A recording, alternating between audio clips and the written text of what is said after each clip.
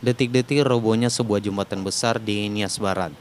Terlihat baru saja lewat pemotor dan terlihat arus banjir yang sangat deras banget yang melanda Pulau Nias pada tahun 2025 ini.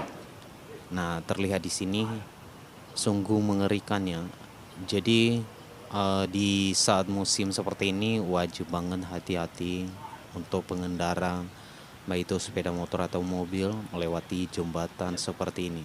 Perhatikan di sini, itu terlihat eh, penyanggang daripada jembatan ini sangat kokoh banget. Begitu juga dengan besi-besi yang masih terlihat, itu masih kokoh banget. Dan ini salah satu jembatan besar penghubung. Nah, nih coba kita lihat ya. Nah, ini nih, tuh. Buset. Wih, kuatnya banjir itu ya sampai bisa membawa bangkai dari jembatan ini. Padahal jembatan ini kan terbuat dari besi dan ini udah sekitar 10 tahun lebih jembatan ini dibangun penghubung antara Kabupaten Nias Barat dengan Kota Gunung Sitoli. Ini adalah akses utamanya. Nah, itu udah hancur. Nah, kita nggak tahu ya apakah ini karena termakan usia dari jembatan ini atau memang perencanaan pembangunan ini yang tidak bisa membuat kokohnya jembatan ini.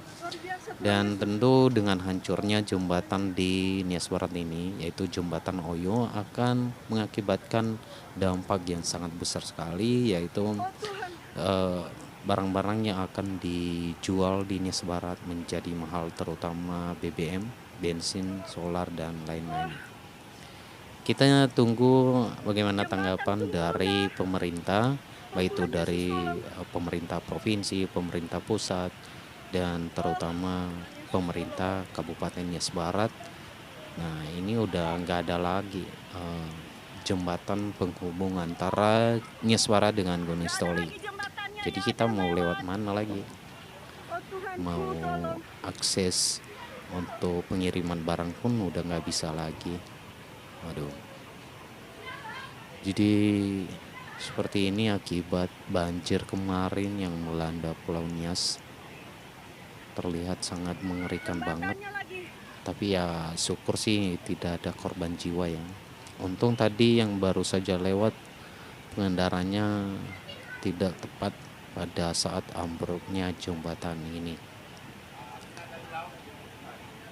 Nah, tinggal penyangga